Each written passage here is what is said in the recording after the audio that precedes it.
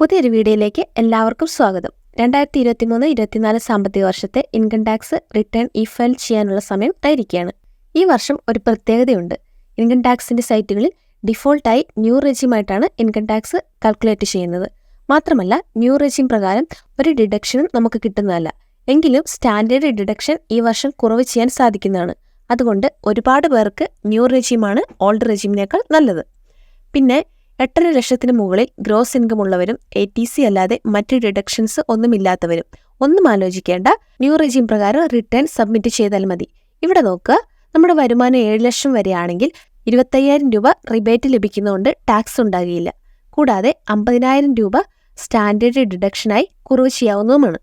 അതുകൊണ്ട് ഈ സാമ്പത്തിക വർഷം 7,50,000 രൂപ വരുമാനമുള്ള ഒരാൾക്ക് ന്യൂ ടാക്സ് റെജിം പ്രകാരം ടാക്സ് ഉണ്ടാകുന്നതല്ല. അപ്പോൾ ന്യൂ റെജിം പ്രകാരം എങ്ങനെയാണ് റിട്ടേൺ ഫയൽ ചെയ്യുന്നതെന്ന് നോക്കാം.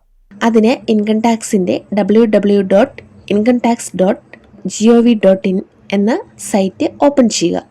ഇവിടെ ഈ സാമ്പത്തിക വർഷത്തെ income tax return ITR1, ITR2, ITR3, ITR4 തുടങ്ങിയവ എനേബിൾ ആയിട്ടുണ്ട് എന്ന മെസ്സേജ് ഇവിടെ കാണാവുന്നതാണ്.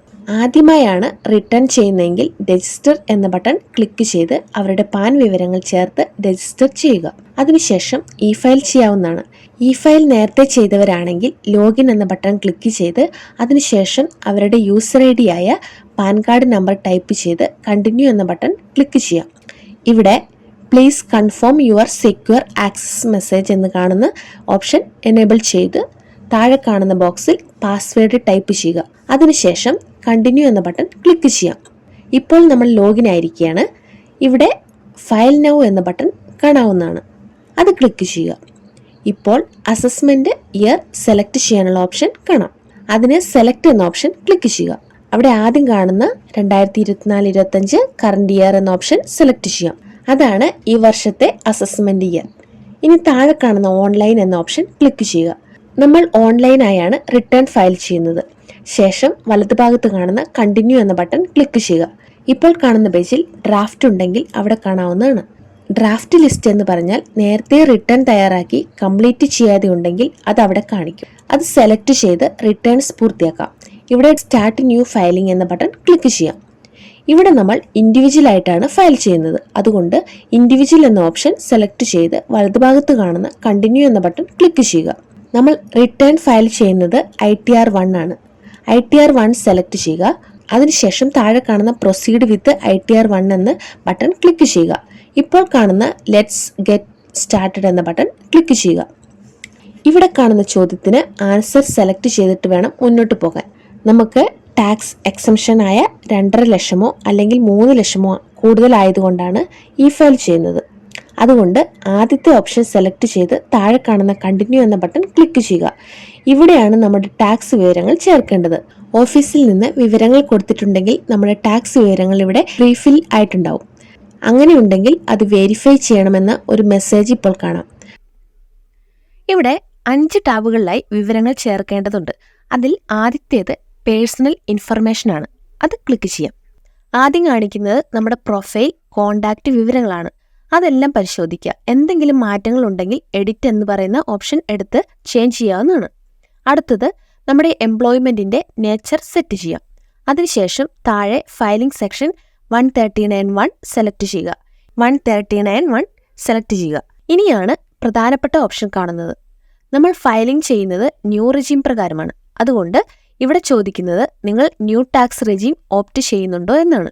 നമ്മൾ ഓപ്റ്റ് ചെയ്യുന്നില്ല. ന്യൂ റെജിം തന്നെയാണ് സെലക്ട് ചെയ്യുന്നത്. അതിനാൽ നോ എന്ന് തന്നെ സെറ്റ് ചെയ്യുക. ഇനി അടുത്തത് ബാങ്ക് ഡീറ്റെയിൽസ്. അറ്റ്ലീസ്റ്റ് ഒരു ബാങ്കിന്റെ വിവരമെങ്കിലും നമ്മൾ ചേർത്തിരിക്കണം. അത് വാലിഡേറ്റും ചെയ്തിരിക്കണം. ഇവിടെ ബാങ്കിന്റെ വിവരങ്ങൾ ചേർത്തിട്ടുണ്ട്. ഇത്രയും വിവരങ്ങൾ ചെക്ക് ചെയ്ത് കഴിഞ്ഞാൽ താഴെ കാണുന്ന കൺഫേം എന്ന ബട്ടൺ ക്ലിക്ക് ചെയ്യുക. അങ്ങനെ പേഴ്സണൽ ഇൻഫർമേഷൻ എന്ന ടാബ് കൺഫേം ആയിട്ടുണ്ട്. ഇനി താഴെ കാണുന്ന ഗ്രോസ് ടോട്ടൽ ഇൻകം എന്ന ടാബ് ക്ലിക്ക് ചെയ്യുക. നമ്മുടെ ഗ്രോസ് ടോട്ടൽ ഇൻകത്തിൽ നിന്ന് കുറച്ച് എക്സംഷൻ നമുക്ക് ലഭ്യമാണ്. അങ്ങനെ എന്തെങ്കിലും എക്സംഷൻ ഉണ്ടെങ്കിൽ നമ്മൾ അതിന് താഴെ കാണുന്ന S എന്ന ഓപ്ഷൻ സെലക്ട് ചെയ്ത് താഴെ കാണുന്ന കണ്ടിന്യൂ എന്ന ബട്ടൺ ക്ലിക്ക് ചെയ്യാം. ഇവിടെ കാണുന്ന ഈ പേജിലാണ് നമ്മുടെ മൊത്തം വരുമാനം ചേർക്കേണ്ടത്. ആദ്യം സാലറിയിൽ നിന്നുള്ള വരുമാനം ചേർക്കാം. ന്യൂ റെജിം പ്രകാരമായതുകൊണ്ട് നമുക്ക് ഡിഡക്ഷൻസ് ഒന്നും ലഭ്യമല്ല. ഗ്രോസ് ഇൻകം എത്രയാണോ നമ്മുടെ ഫോം 16 കാണുന്നത് ആ എമൗണ്ട് ഇവിടെ ചേർക്കാം. അതിന് ഇൻകം ഫ്രം സാലറി എന്ന ഹെഡിന് വലതുഭാഗത്തായി കാണുന്ന എഡിറ്റ് എന്ന ബട്ടൺ ക്ലിക്ക് ചെയ്യുക. ഇവിടെ സാലറി ആസ് പെർ സെക്ഷൻ എന്നതിന് നേരെ കാണുന്ന ബോക്സിൽ എമൗണ്ട് ചേർക്കുക. അതിനുശേഷം താഴോട്ട് വന്നാൽ സ്റ്റാൻഡേർഡ് ഡിഡക്ഷൻ ഓൾറെഡി ചേർത്തതായി അവിടെ കാണുന്നതാണ്. അങ്ങനെ നമ്മുടെ ഗ്രോസ് ഇൻകത്തിൽ നിന്നും സ്റ്റാൻഡേർഡ് ഡിഡക്ഷൻ കുറച്ചതായി കാണാവുന്നതാണ്. ഇനി താഴെ കാണുന്ന സേവ് എന്ന ബട്ടൺ ക്ലിക്ക് ചെയ്യുക. അങ്ങനെ സാലറിയിൽ നിന്നുള്ള വരുമാനം നമ്മൾ ചേർത്തിട്ടുണ്ട്.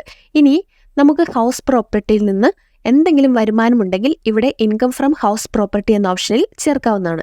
ഒരു കാരണവശാലും ഹൗസിംഗ് ലോണിന്റെ ഇൻട്രസ്റ്റ് ഇവിടെ കുറയ്ക്കാൻ സാധിക്കുന്നതല്ല. അതുപോലെ നമുക്ക് മറ്റു വരുമാനങ്ങളുണ്ടെങ്കിൽ അതിവിടെ കുറയ്ക്കാവുന്നതാണ്. ചില സാഹചര്യത്തിൽ നമ്മുടെ സേവിംഗ് ബാങ്ക് അക്കൗണ്ടിൽ നിന്നോ അല്ലെങ്കിൽ ഫിക്സഡ് ഡിപ്പോസിറ്റിൽ നിന്നോ ഉള്ള ഇൻട്രസ്റ്റ് ഇവിടെ ഓട്ടോമാറ്റിക്കായിട്ട് വരുന്നതാണ്. അതും നമ്മുടെ വരുമാനത്തിൽ കൂടുന്നതാണ്. എല്ലാ വരുമാനങ്ങളും ചേർത്ത് കഴിഞ്ഞാൽ താഴെ ഗ്രോസ് ടോട്ടൽ ഇൻകം എത്രയാണെന്ന് നമുക്ക് കാണാവുന്നതാണ്. അതിനുശേഷം താഴെ കാണുന്ന കൺഫേം ബട്ടൺ ക്ലിക്ക് ചെയ്യുക. ഗ്രോസ് ടോട്ടൽ ഇൻകം എന്ന ടാബ് കൺഫേം ആയിട്ടുണ്ട്. ഇനി നമുക്ക് ടോട്ടൽ ഡിഡക്ഷൻ എന്ന ടാബ് ക്ലിക്ക് ചെയ്യാം. ന്യൂ റെജീം പ്രകാരമാണ് ഫയൽ ചെയ്യുന്നതിനാൽ നമുക്ക് ഡിഡക്ഷൻസ് ഒന്നും ലഭ്യമല്ല. ആകെ സെക്ഷൻ 80CCD2 എന്ന ഡിഡക്ഷൻ മാത്രമേ ഇവിടെ കാണുന്നുള്ളൂ. അതായത് സെൻട്രൽ അല്ലെങ്കിൽ സ്റ്റേറ്റ് ഗവൺമെന്റ് അല്ലെങ്കിൽ നമ്മുടെ എംപ്ലോയർ നമ്മുടെ പെൻഷന് വേണ്ടി അതായത് NPSന് വേണ്ടി ഇട്ടിരിക്കുന്ന കോൺട്രിബ്യൂഷൻ എത്രയാണോ അതാണ് ഇവിടെ കാണിക്കേണ്ടത്. എന്നാൽ നിലവിൽ അങ്ങനെ ഒരു എമൗണ്ട് നമ്മുടെ സാലറി ഇല്ലാത്തതുകൊണ്ട് ആയത് നമ്മൾ ചേർക്കേണ്ടതില്ല. കണ്ടിന്യൂ എന്ന ബട്ടൺ ക്ലിക്ക് ചെയ്യുക. ഇവിടെ കാണുന്ന ഈ പേജിലും നമുക്ക് കൂടുതലൊന്നും ചെയ്യാനില്ല. താഴെ കാണുന്ന കൺഫേം എന്ന ബട്ടൺ ക്ലിക്ക് ചെയ്യുക. അങ്ങനെ ടോട്ടൽ ഡിഡക്ഷൻ എന്ന ടാബും കൺഫേം ആയിട്ടുണ്ട്. ഇനി ടാക്സ് പെയ്ഡ് എന്ന ടാബ് ക്ലിക്ക് ചെയ്യാം. ഇവിടെ അഡ്വാൻസ് ടാക്സ് അല്ലെങ്കിൽ TDS ആയി ടാക്സ് പിടിച്ചിട്ടുണ്ടെങ്കിൽ ആയതിന്റെ വിവരങ്ങളും സാലറിയിൽ നിന്നല്ലാതെ ബൈ ഹാൻഡ് TDS അടച്ച വിവരങ്ങളുമാണ് ഇവിടെ കാണുന്നത്. അങ്ങനെ എന്തെങ്കിലും വിവരങ്ങൾ ഉണ്ടെങ്കിൽ പരിശോധിക്കുക. ഇവിടെ അങ്ങനെയുള്ളതൊന്നുമില്ല. ആയതിനാൽ താഴെ കാണുന്ന കൺഫേം എന്ന ബട്ടൺ ക്ലിക്ക് ചെയ്യാം. അങ്ങനെ ടാക്സ് പെയ്ഡ് എന്ന ടാബ് കൺഫേം ആയിട്ടുണ്ട്. ഇനി ഏറ്റവും താഴെ കാണുന്ന ടോട്ടൽ ടാക്സ് ലാബിലിറ്റി എന്ന ടാബ് ക്ലിക്ക് ചെയ്യുക. ഇവിടെയാണ് നമുക്ക് എത്ര ടാക്സ് വരുന്നുണ്ട്, എത്ര റിബേറ്റ് ലഭിക്കുന്നുണ്ട്, ടാക്സ് ഉണ്ടോ എന്നുള്ള വിവരങ്ങളെല്ലാം കാണുന്നത്. നേരത്തെ പറഞ്ഞതുപോലെ 7 ലക്ഷം വരെ ഗ്രോസ് ടോട്ടൽ ഇൻകം ഉള്ളവർക്ക് ടാക്സ് ഇല്ല. അവർക്ക് 25,000 രൂപ റിബേറ്റ് ലഭിക്കുന്നതാണ്. എന്നാൽ അതിന് മുകളിൽ വരുമാനമുണ്ടെങ്കിൽ ടാക്സ് വരുന്നതാണ്. അതെത്രയാണെന്ന് ഇവിടെ കാണിക്കുന്നതാണ്. അതുപോലെ ഒരു പ്രധാനപ്പെട്ട ഓപ്ഷനാണ് റിലീഫ് അണ്ടർ സെക്ഷൻ 89. നമുക്ക് മുൻവർഷങ്ങളിൽ ലഭിക്കേണ്ടിയിരുന്ന വരുമാനം ഈ വർഷം ലഭിച്ചിട്ടുണ്ടെങ്കിൽ നമുക്ക് ടാക്സ് റിലീഫ് കിട്ടുന്നതാണ്.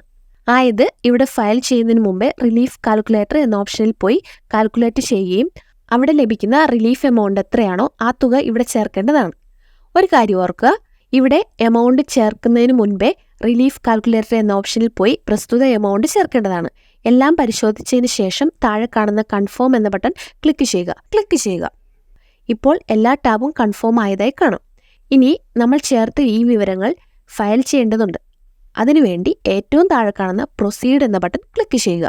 ഇവിടെ ടാക്സ് അടയ്ക്കാനുണ്ടെങ്കിൽ എത്രയാണെന്ന് കാണിക്കും. ഇവിടെ 0 ആണുള്ളത്. ടാക്സ് അടയ്ക്കാനുണ്ടെങ്കിൽ നമുക്ക് ഓൺലൈനായി അടയ്ക്കാൻ സാധിക്കുന്നതാണ്. അതല്ല ഇപ്പോൾ ടാക്സ് അടയ്ക്കാൻ ഉദ്ദേശിക്കുന്നില്ലെങ്കിൽ അങ്ങനെയും നമുക്ക് സബ്മിറ്റ് ചെയ്യാവുന്നതാണ്. ഇനി താഴെ കാണുന്ന പ്രിവ്യൂ റിട്ടേൺ എന്ന ബട്ടൺ ക്ലിക്ക് ചെയ്യുക. നമ്മുടെ പേരിന് മുൻപേ ഉള്ള ചെക്ക് ബോക്സ് ചെക്ക് ചെയ്യുക. അതിനുശേഷം പ്രൊസീഡ് ടു പ്രിവ്യൂ എന്ന ബട്ടൺ ക്ലിക്ക് ചെയ്യുക.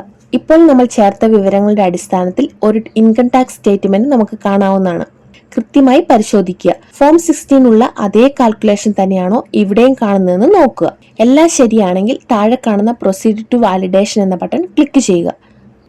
ഇപ്പോൾ വാലിഡേഷൻ സക്സസ്ഫുൾ ആണെന്ന് കാണിക്കുന്നുണ്ട്. അതുകൊണ്ട് താഴെ കാണുന്ന പ്രൊസീഡ് ടു വെരിഫിക്കേഷൻ എന്ന ബട്ടൺ ക്ലിക്ക് ചെയ്ത് വെരിഫിക്കേഷൻ പൂർത്തീകരിക്കാം. ഇവിടെ വെരിഫൈ നൗ എന്ന ഓപ്ഷൻ സെലക്ട് ചെയ്ത് കണ്ടിന്യൂ എന്ന ബട്ടൺ ക്ലിക്ക് ചെയ്യുക. എങ്ങനെയൊക്കെ വെരിഫൈ ചെയ്യാം എന്നൊരു പേജ് നമുക്ക് കാണാവുന്നതാണ്. അതായത് ആധാർ OTP ഉപയോഗിച്ച് വെരിഫൈ ചെയ്യാമെന്നാണ് ആ ഓപ്ഷൻ ഉള്ളത്.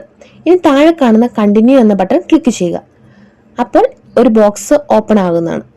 അതിൽ ചെക്ക് ബോക്സ് ക്ലിക്ക് ചെയ്ത് ജനറേറ്റ് ആധാർ OTP എന്ന ബട്ടൺ ക്ലിക്ക് ചെയ്യുക.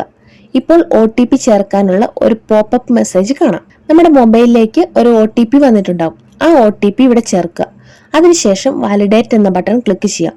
ഇപ്പോൾ വാലിഡേഷൻ സക്സസ് ആയി എന്ന് കാണാം. ഇപ്പോൾ കൺഫേം സബ്മിഷൻ ഓഫ് റിട്ടേൺ എന്ന ഒരു പേജ് കാണുന്നുണ്ട്. ഇത് നിർബന്ധമായും സബ്മിറ്റ് എന്ന ബട്ടൺ ക്ലിക്ക് ചെയ്ത് പൂർത്തീകരിക്കേണ്ടതാണ്.